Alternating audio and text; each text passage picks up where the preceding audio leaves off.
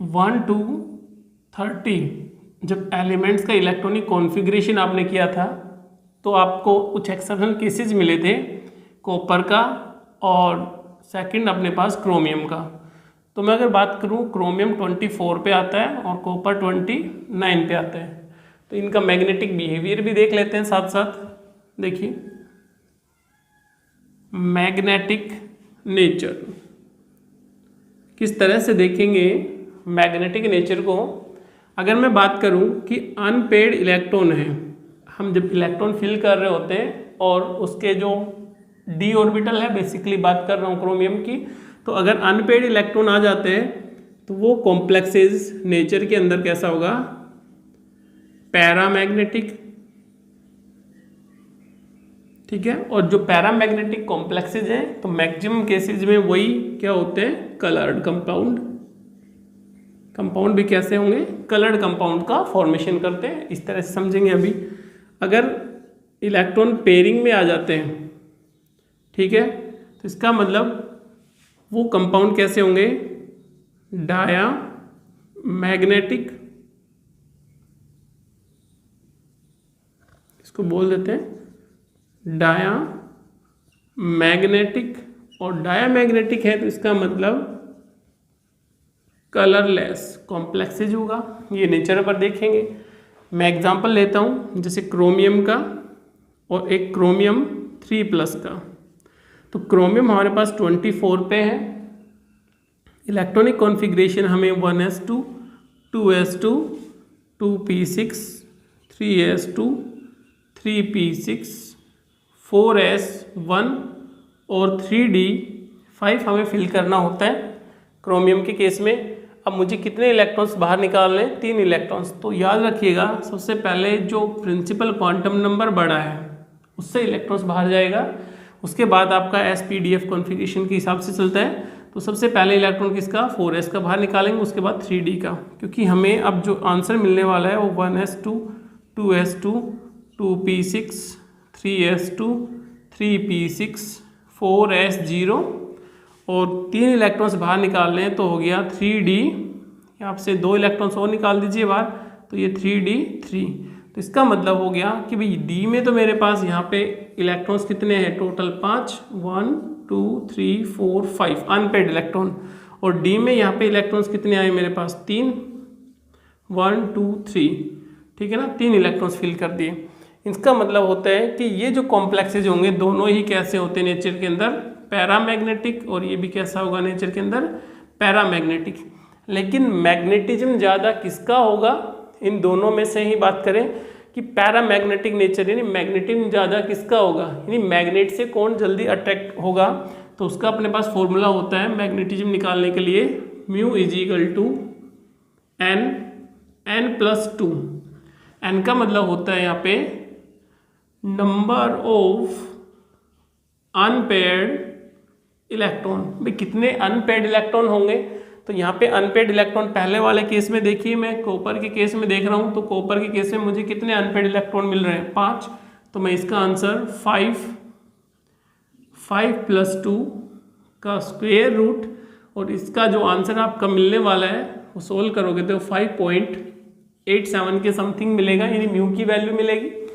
Second case के लिए अगर मैं म्यू की वैल्यू की बात करूं कॉपर 3+ के लिए, तो हमें वैल्यू कितनी मिलती है, अनपेड इलेक्ट्रॉन कितने हमारे पास 3, तो इसमें 3 + 2, तो आंसर मुझे इससे कितने मिलने वाला है, 3.7 के समथिंग। तो जिसका मैग्नेटिज्म ज़्यादा होगा मतलब वो ज़्यादा तेज़ी से मैग्नेटिक फील्ड की तरफ अट्रैक्ट होगा। तो मैं बोल सकता हूँ क्या, जिसके अंदर नंबर ऑफ अनपेयर्ड इलेक्ट्रॉन ज़्यादा होंगे उसी का मैग्नेटिज्म ज़्यादा होगा। भैया ऐसे आंसर निकाल सकते हैं। तो किसका, यानी कि क्रोमियम का मैग्नेटिज्म ज़्यादा है क्रोमियम 3+ से। ये तो क्रोमियम का केस हो गया आपका। अगर मैं आगे बात करूँ कॉपर की, तो उसमें भी इस तरह का एक केस लेते हैं। कॉपर के केस में देखिए, और कलर्ड प्रॉपर्टी का पता चली गया आपको। कलर्ड का मतलब जिसमें अनपेयर्ड इलेक्ट्रॉन है वो नेचर के अंदर कलर्ड है, जिसके अंदर अनपेयर्ड इलेक्ट्रॉन नहीं है इसका मतलब जिसकी स्पिन क्वांटम जिसका स्पिन अपोजिट हो जाता है तो वो कलरलेस हो गया कंपाउंड कॉपर के केस के अंदर। अगर मैं Cu प्लस की बात करूं, ठीक है, एक Cu की बात कर लेता हूं, नॉर्मल एटम, Cu2 प्लस की बात कर लेता हूं, तो अगर इसका इलेक्ट्रॉनिक कॉन्फ़िगरेशन आपने देखा होगा तो लास्ट में क्या फिल किया था, 4s1 3d10, यही फिल किया आपने। कॉपर Cu प्लस, तो हम जो इलेक्ट्रॉनिक कॉन्फ़िगरेशन इसका लिखेंगे तो इसमें क्या आ गया, 4s0 और 3d10, ये रहने वाला है। Cu2 प्लस के केस में क्या हुआ, यानी कि 4s तो 0 फिल करेंगे तब, लेकिन 2 इलेक्ट्रॉन्स और बाहर निकाल लें तो 3d8, तो बेसिकली देखिए D में 10 इलेक्ट्रॉन्स आ रहे हैं और D में 10 इलेक्ट्रॉन आ रहे हैं, तो इस केस में ये कैसा हो गया, डाया मैग्नेटिक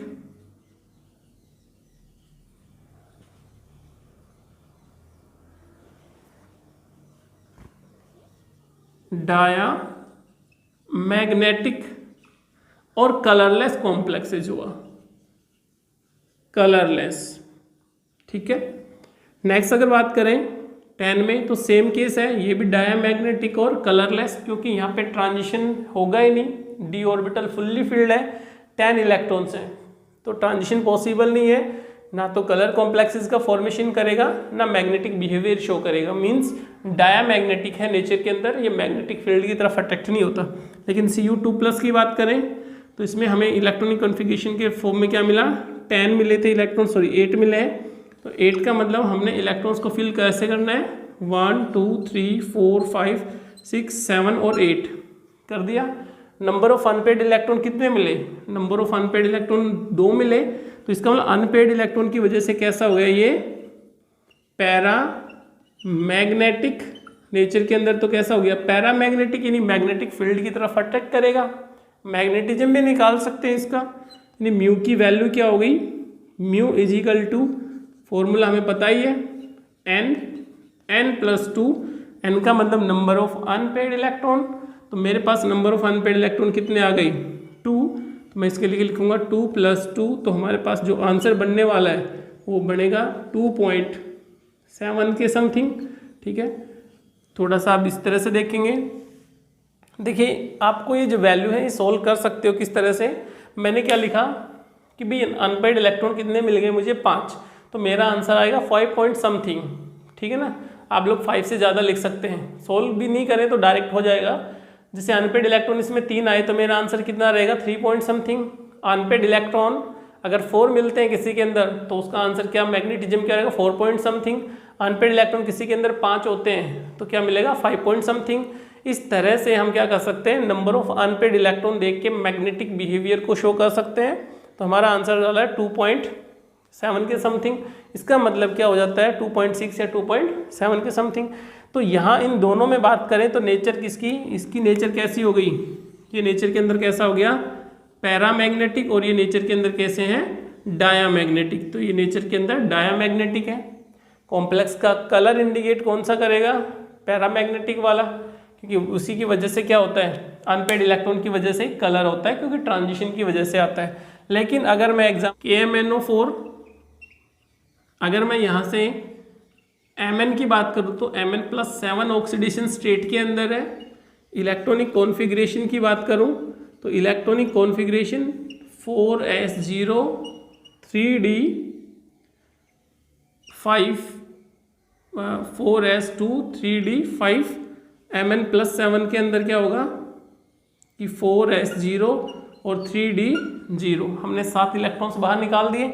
लेकिन इस केस में अगर मुझे देखना पड़े कि पैरामैग्नेटिक है डायामैग्नेटिक है, इसका मतलब जो इसकी नेचर है, नेचर, ये जो मैग्नेटिज्म इंडिकेट होगा ये स्पिन ओरिएंटेशन से ना होके, देखिए स्पिन ओरिएंटेशन के बेस पे है, ये स्पिन ओरिएंटेशन पे ना होके ये होता है मैग्नेटिक बिहेवियर पैरा मैग्नेटिक, किसकी वजह से, ये ऑर्बिटल रोटेशन की वजह से या ऑर्बिटल मोशन की वजह से हम बोलेंगे। तो इसका जो मैग्नेटिक बिहेवियर आता है KMnO4 का, ये किसकी वजह से आता है, ऑर्बिटल की वजह से आता है, ऑर्बिटल ओरिएंटेशंस की वजह से आता है, ना कि स्पिन ओरिएंटेशन से आएगा। तो ये एक एक्सेप्शनल केसेज है इसका थोड़ा सा आप लोग ध्यान रखेंगे, जबकि हम ये स्पिन ओरिएंटेशंस के बेस पे आंसर इस तरह से देंगे, और जो ऑर्बिटल ओरिएंटेशंस का आंसर है वो KMnO4 का एक एग्जाम्पल जरूर ध्यान पे रखना। इस तरह से इनकी मैग्नेटिक बिहेवियर भी हम रिप्रेजेंट कर सकते हैं।